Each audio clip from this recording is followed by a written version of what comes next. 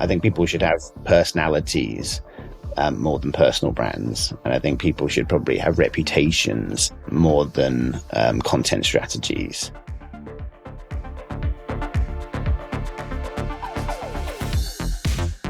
Hey there, James here, and you're listening to the Own the Moment podcast, the show where we explore the complex and always evolving landscape of marketing, advertising, and branding, and try to get to the bottom of what it means to be a truly memorable brand.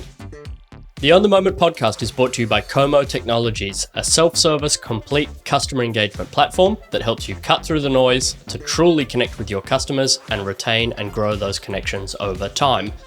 With Komo, you can build and deploy new campaigns, activations, promotions, and programs in days, not months, and our software is used by some of the world's biggest consumer brands, from Heineken to Budget, Goodwin Fielder, Foxtel, JLL, Williams Racing, and McDonald's. Learn more at como.tech. This week, we're talking to Tom Goodwin, one of the most prominent thinkers and commentators on marketing, branding, and business going around. Tom posts candid thoughts and sometimes contrarian opinions multiple times a day to over 700,000 followers on LinkedIn and consults many of the Fortune 500 brands on innovation, technology, and transformation. Tom describes himself as an optimistic futurist and is a bit of an expert on the topic of disruption. Even if you haven't heard of Tom, you've probably heard one of his most famous quotes. It's the one that goes like, Uber, the world's biggest taxi company, owns no vehicles. Airbnb, the world's largest accommodation provider, owns no property. That was Tom, and I think that gives a real insight into what Tom is good at, making sense of what is really going on and what it means for businesses and brands. We had an engaging chat about some of the biggest macro trends affecting brands and marketing teams today, from AI to TikTok, the Metaverse, and social purpose. I hope you find it valuable. Let's get to the show. Tom Goodwin, welcome to the On the Moment podcast. Thanks for having me on the show. So, on your website, you say that you're optimistic about what technology means for business and society. Tell me, in a time where technology is scapegoated as the root of all of our problems, give me the bull case for being long technology. I mean, there's a long track record of technology bringing incredible improvements to literally every single aspect of our lives. And it's extraordinary to me that it's become quite so fashionable to be miserable. It's become almost normal to see how everything can go wrong. It's become quite normal to discount every single form of progress that's been made. And only focus on the areas where improvements are yet to be made. So yeah, I think somehow we've got into this quite strange mindset. I mean, there's lots to discuss on this, and maybe we will. But I think part of it is that if there was one sort of core problem, I think that there is, it's that often the technology specialists are perhaps those least likely to empathize with normal people and normal people's problems. And we've almost got the sort of misapplication of technology onto some of the wrong problems, I think, maybe. Interesting. Do you find yourself over time and as you get older becoming less or more optimistic about technology? I don't think it changes. I mean, I'm genuinely always optimistic about technology. I think perhaps I slowly become slightly more worried about people and our ability to misapply this technology and to use it in slightly the wrong ways. In particular, I'm slightly worried about our lack of thinking about the future and predicting quite obvious problems. A tiny example, and I may be slightly wrong with this, but EVs are obviously very interesting, have enormous potential, and can make a huge difference to how our future is. But people aren't really thinking about the implications of that level of waste to be recycled. They're not thinking about improvements to the power grid. They're not thinking about how household economics are such that most households won't be able to afford these for some time. I'm just sort of quite surprised by the lack of discernment and sort of deep thought about some of this stuff.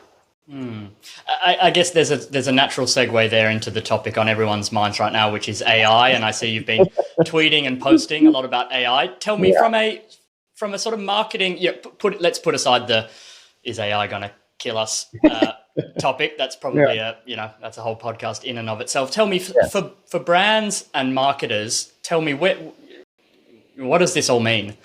I mean, I've been thinking about it for a long time, and I probably haven't been thinking about it for long enough.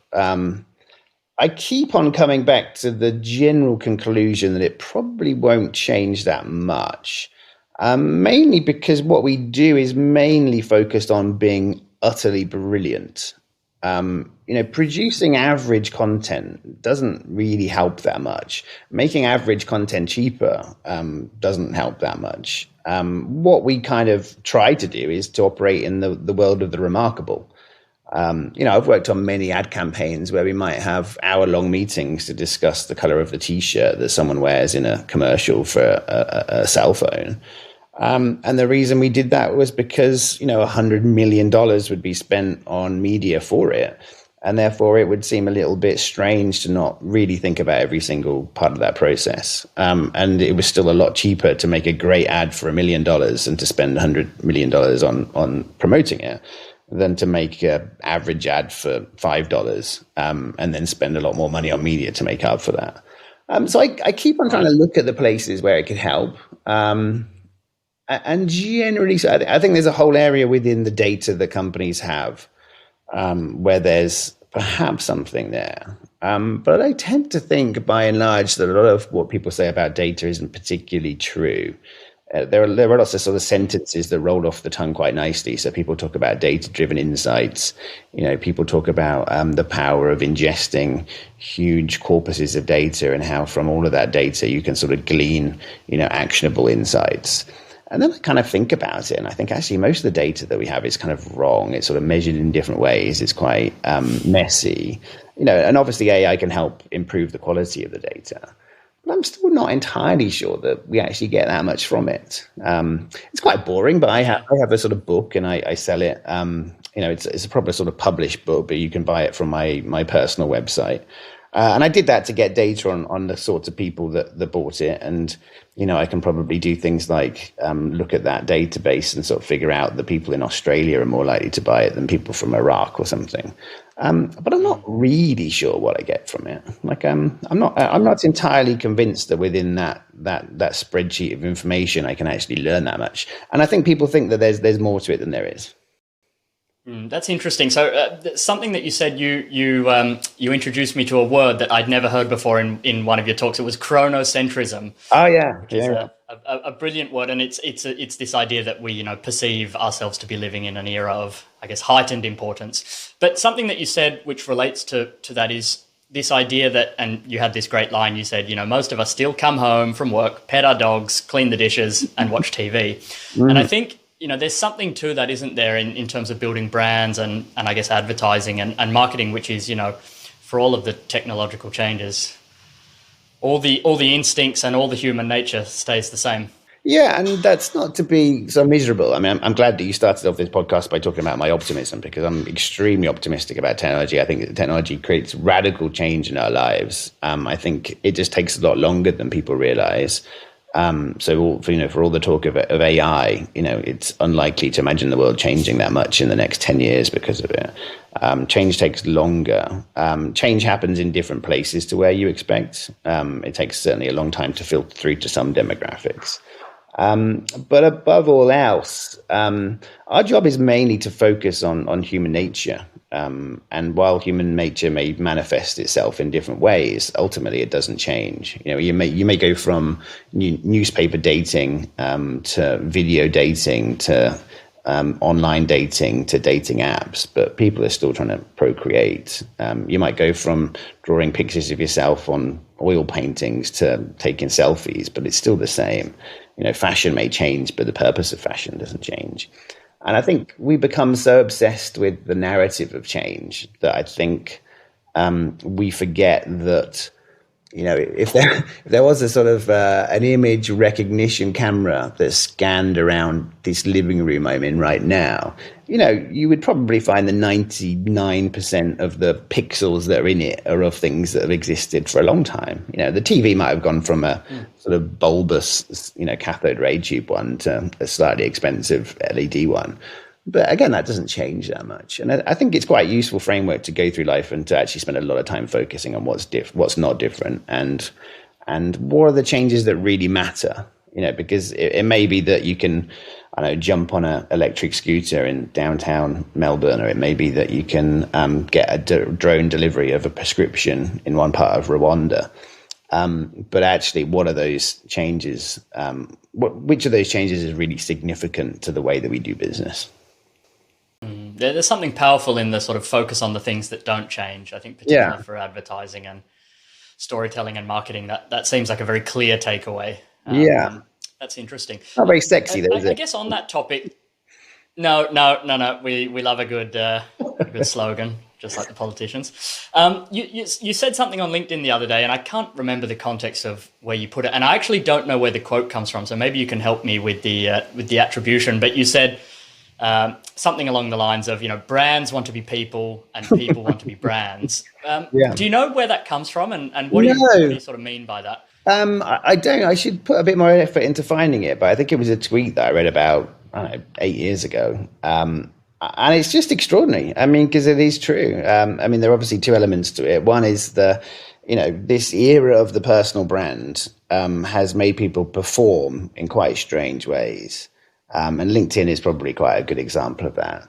I have to be a little bit careful because, I do very well out of LinkedIn. And the reason why we're talking is because of LinkedIn. So I would hope that I'm not performing. I would hope that it's just my personality and my view that happens to be sort of extruded through a screen.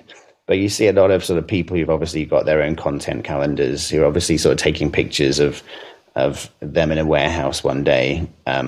And I think it's just a little bit strange because I think a lot of people actually don't have that much to say. A lot of people aren't particularly interesting. A lot of people do have a lot to say, but they can't say it because they're worried about being too well noticed. And I think we're losing quite a lot of authenticity in a way. I think people should have personalities more than personal brands. And I think people should probably have reputations more than content strategies. And then the flip to this is that, all these brands are kind of, a sort of toilet scrubber, say hello to your favorite toilet scrubber. I don't really have that.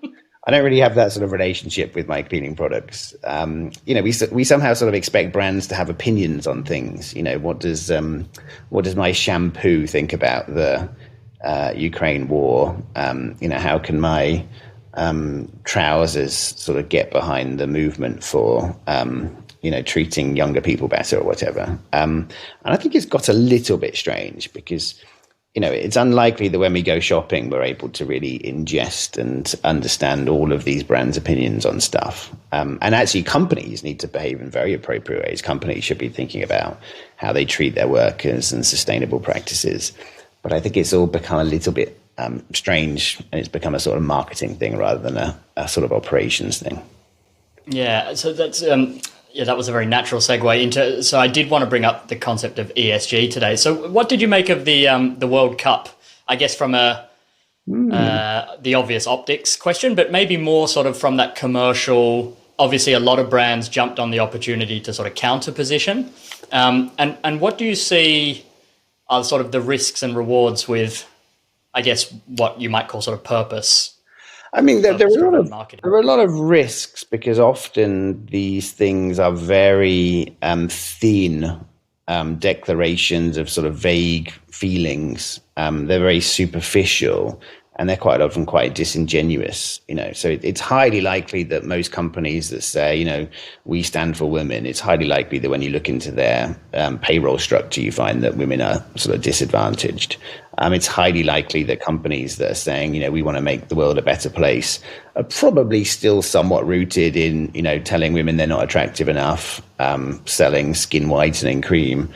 There's lots of sort of two-facedness about it.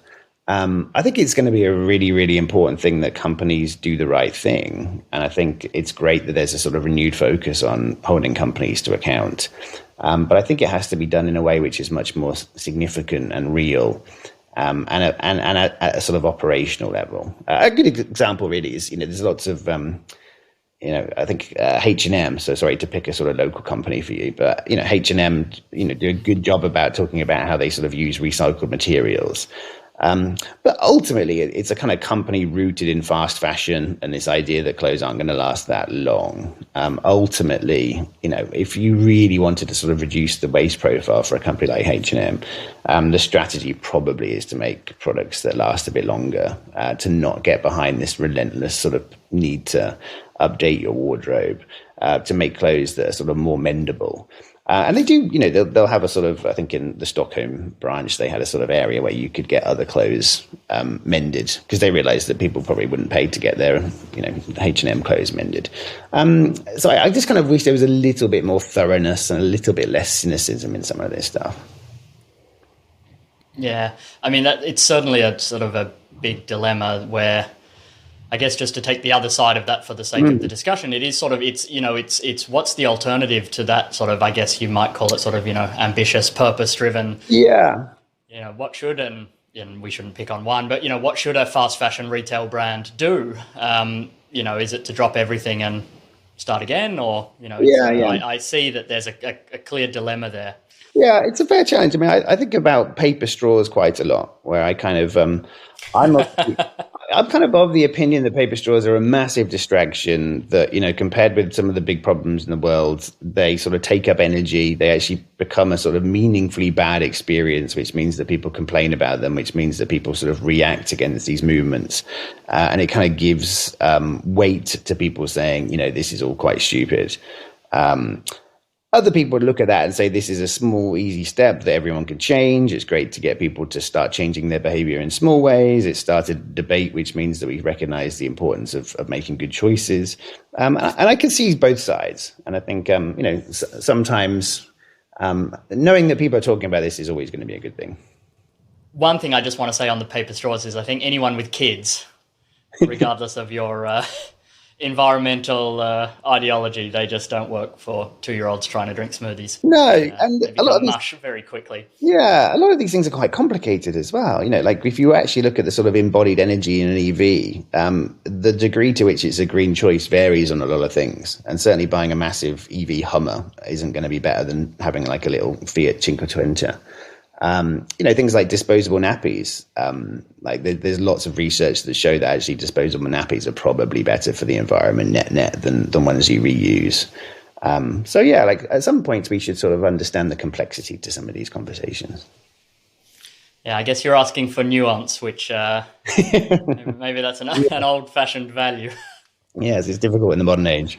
Yeah. So speaking of the modern age, what's your take on Meta removing NFTs from Facebook and Instagram the other day, and I guess Metaverse, crypto, blockchain more broadly? Yeah, I think I like to see technology in the context of people and how people live their lives. I always thought that NFTs were a complete waste of time.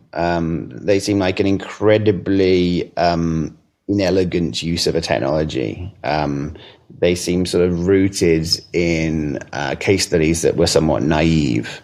And I think often this technology is quite pushed. I think, the blockchain movement and the sort of crypto movement and the VR movement have all just been quite lost for quite a long time, because they realize that no one in the real world actually sort of cares one iota about their stuff. And I think they keep on sort of evolving their ethos and evolving their use cases to try to somehow magically create something that people have any desire to do. The metaverse is a good example. I don't think there are many parents that wake up today thinking, if only my kids could spend longer on the internet. I don't think there are people looking at their kids on their phones thinking wouldn't it be good if their phone was even closer to their face and sort of wrapped around their heads a bit. I think we need a little bit more understanding of what most people's lives are like before we really assess these things. There are probably niches. I think, NFTs became a little bit interesting for me as a sort of loyalty card, a sort of loyalty mechanism, especially for something like fashion, or maybe something like a mobile operator. But then you ultimately end up thinking, well, it probably doesn't need to use NFTs. Air miles have been a very good sort of virtual tokenized currency for quite a long time, and they don't need anything like that level of sophistication in the back end. So quite a lot of these technologies I've been a bit miserable about. Yeah, no, I think we've been following the sort of, I guess, the Web3 use case for loyalty specifically. And, Yeah. I guess the biggest example that we've seen in the last 6 months is Starbucks with a program called Odyssey. And I think, the sort of the proof will be in the pudding ultimately. But I think, to your point, I think really trying to understand what the day-to-day lives of people going to buy coffee in the morning. Yeah, the approach I always have is to have one which is not technology first. It's we should go into these conversations with enormous curiosity about technology. We should be reading about it all day long. We should be playing with it. We should be buying the first Alexas that get made and testing them.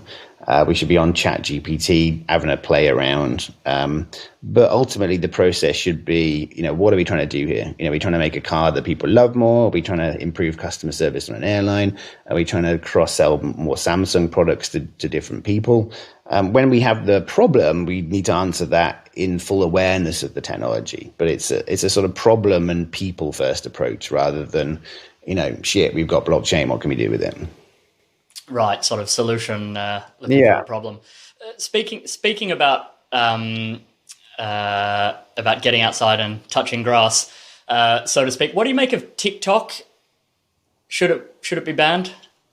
Should it not be banned? There's a lot of naivety, I think, to conversations about surveillance.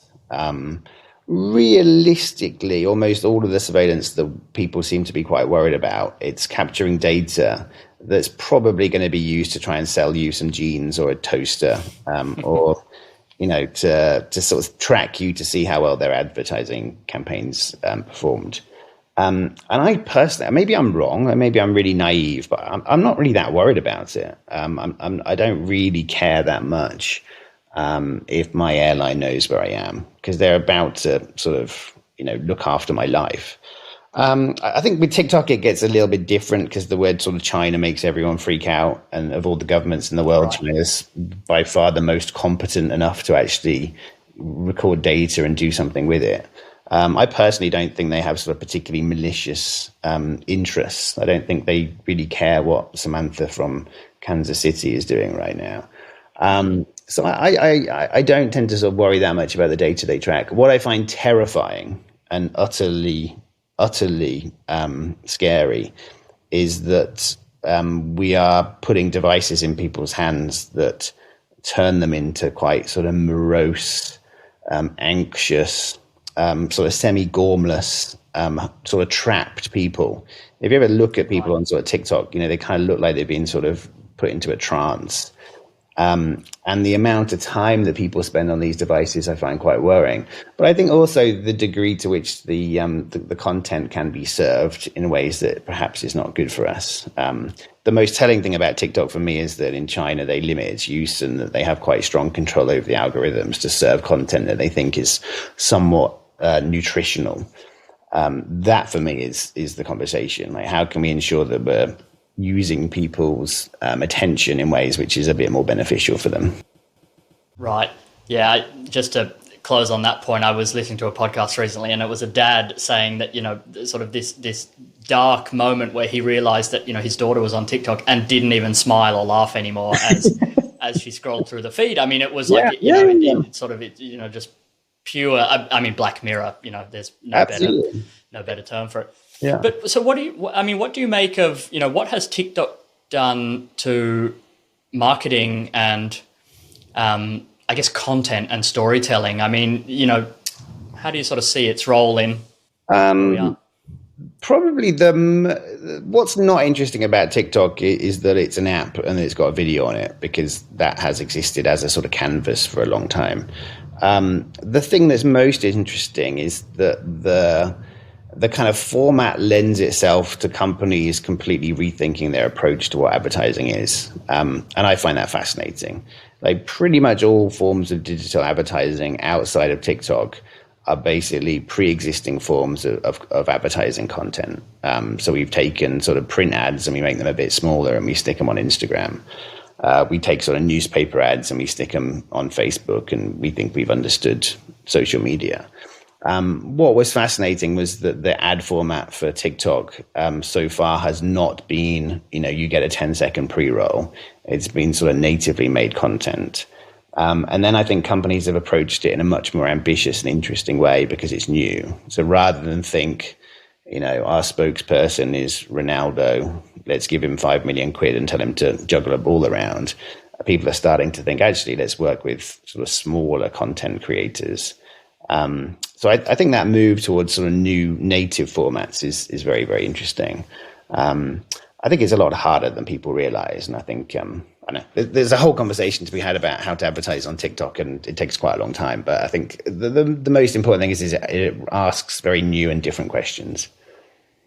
Yeah, it's interesting, speaking about content creators. I think, one of the last things I wanted to touch on is, the role of the influencer and I guess the celebrity. So I'm sure nobody missed last week, Ryan Reynolds sold another company for $1 billion. I guess it was a rapper on a telco in the US. So, and, obviously we're living through the Kardashians world where it's living in it. How do you see the role of celebrity in, I guess, brand building nowadays? It's very interesting, and I'm not sure if I know my sort of total thoughts on it. I think there's one school of thought which is to say, we kind of always had this, baseball cards with Babe Ruth on them in the, probably the 1930s. This idea of celebrity endorsement in cigarettes and so forth. I think sort of two things have changed. One is the celebrities themselves have started to build brands. So they've become so sort of adept at using their distribution channels that effectively they can almost sort of guarantee the success of anything they may put their name behind. You see that a lot with celebrities and vodka brands and tequila brands for some reason. Right. But, one, the celebrity means they can get more funding, and two, it means they get access to free media. So you're seeing sort of influencers start to become brands themselves almost, which I guess we talked about before. And secondly, the sort of dynamics of the industry, I think, start to change. And this is where I'm most unsure about. Shein is a very interesting company because I think they try, like 10,000 new products every day.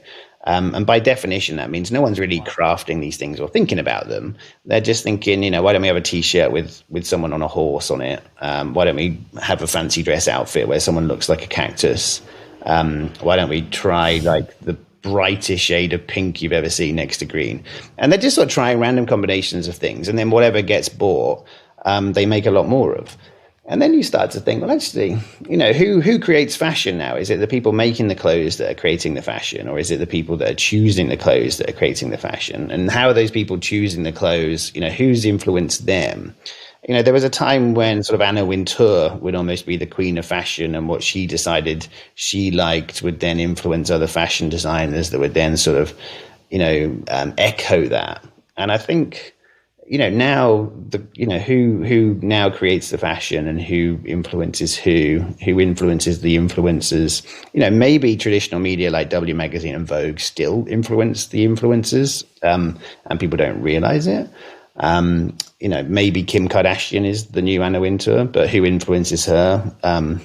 There are sort of interesting and new dynamics that I think we haven't fully understood yet. And then there's social commerce in a place like China. Now, advertising is almost turning into affiliate marketing, where influencers are not getting paid by brands to promote their products. They're just making a sort of cut on everything that they sell. Which creates somewhat terrifying images of people walking down streets in Shanghai and seeing sort of endless rows of teenagers sort of dancing in front of phones. But yeah, these movements are all very interesting. Yeah, indeed. So, Tom, I thought we could go through some quick fire questions just to wrap up. Quick answers as soon as they come to you. So, what's your favorite marketing campaign of all time? I quite liked Mac versus PC because apart from anything else, it was the only digital campaign I ever remember. It's the only ad that I ever remember seeing digital banners for and thinking they were good. Well, that's interesting. So I must admit I have fuzzy memories of that campaign. But was that not a big,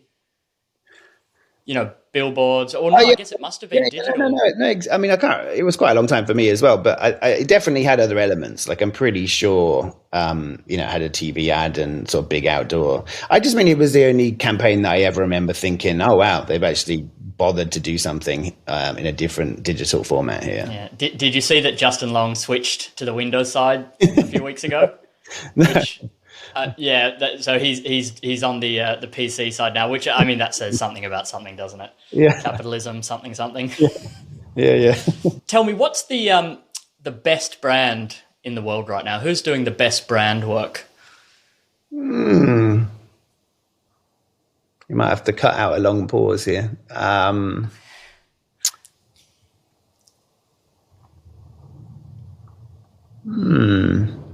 You know what? I think I've sort of moved away from advertising a bit more in my career, and therefore I don't tend to look at things with the same attention. Um, I think I don't know. Like, I really can't think of anyone to the top of my head. What do you make of Oatly? For me, Yeah. Oatly's an interesting brand. I'd be curious to hear. I think whether you like the product or not. I think sort of from a brand perspective, I think they're a very interesting case. What do you make of Oatly?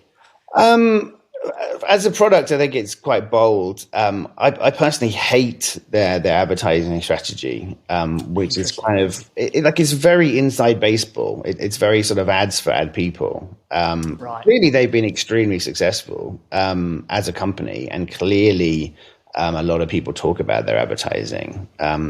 Yeah, for me, I just find it deeply irritating. Like, I don't think people in the real world care about advertising. I don't think they really like advertising people.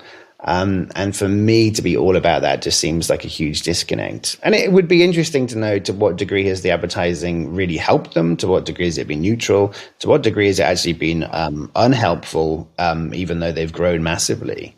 But I'm a huge fan of sort of customer centricity. I love companies like Innocent, the way that they used to sort of write copy. For me, our job as advertisers is kind of to get out of the way, I think, a little bit more. Right. Yeah, that makes total sense. What's the most overrated trend in marketing right now? Um, there are so many things. I personally hate this idea of community or sort of loyalty. I think we need to understand as marketers that we spend all of our day having very weird conversations, and that actually before you go to work you are a human being. Most people wake up, they worry their kids are going to be late for school. They have massive amounts of washing up to do after breakfast. They're worried that their husband or wife or lover is having an affair. They're terrified about the next sort of bill that comes through the mail. They've got like far too many people to reply to on their phones. And then somehow we go into work as those normal humans. And then we have meetings where we talk about how people want to have conversations with brands. And we talk about how, millennials want to be part of communities, and that younger people have no attention span, and that they want to be part of movements. And I think a lot of these conversations are really misunderstood. I don't think when people join their bank, they want to be part of a community. I just think they want to be able to pay for stuff and it not get declined. They want to not be charged if they get into an overdraft. I think there are some places where you can do this, and that's the sort of the difficulty of advertising is that for a lot of categories, I think influencer marketing is a waste of time, but for some it's amazing. For a lot of categories, brand purpose is a waste of time, but for some it's actually essential because you've got a product that's sort of parity with others. But generally speaking, I think this move towards community and loyalty is nonsense. Loyalty is a human emotion that we have with other humans. You may be a frequent purchaser, but that's because of laziness or because they're paying you something. That's a hot take. That feels like that's a clip. Last one, Tom. So what's the marketing tactic that no one's talking about that everyone should be talking about right now? I really think we have to make it easy to buy stuff. Like it's extraordinary for me that the default for almost every digital ad is find out more. If I see an ad for a really nice car, maybe the call to action should be click here to book a test drive. If I see a really nice sports bag, maybe the call to action shouldn't be to find out more. It's just to buy it. It's 15 quid. I think there needs to be two things. One is a massive movement towards ads that you can do something real with, ideally buying. And therefore advertising almost starts to become the placement of a shelf And almost the opposite to that, I think we need to see more brand building again. I think so much digital advertising is designed with the assumption we've got huge amounts of data. We know everything about you, and we're going to perfectly place something which is going to cause you to do something. I think there's a lot of value to ads that are just there to say, hey, Coca-Cola is a nice drink. Hey, James, Barclays isn't going anywhere soon. It's massive. Hey, James, in 7 years' time, when you're thinking about buying a car, remember BMW is a really big company that can afford to do wasteful advertising where all it is, the logo. I think the sort of the maturing of the digital advertising world into more thoughtful ads, I think is a huge thing. Yeah, I love that. I mean, that's a big theme. That's a big topic we discuss here. This idea of, obviously programmatic has eaten almost every other form of advertising. And with, the death of the cookie coming up next year, we actually think we're quite optimistic that there will be a sort of almost a renaissance of brand again, which I think is really exciting. Tom, maybe that's a good place to finish up. Thank you so much for being part of the show. My pleasure. Thanks very much, James. Thanks, Tom. Thanks for listening to the Own the Moment podcast. If you liked this episode, make sure you're subscribed so you don't miss upcoming episodes. And to suggest a guest or provide feedback, please visit our dedicated podcast hub at ownthemomentpod.com.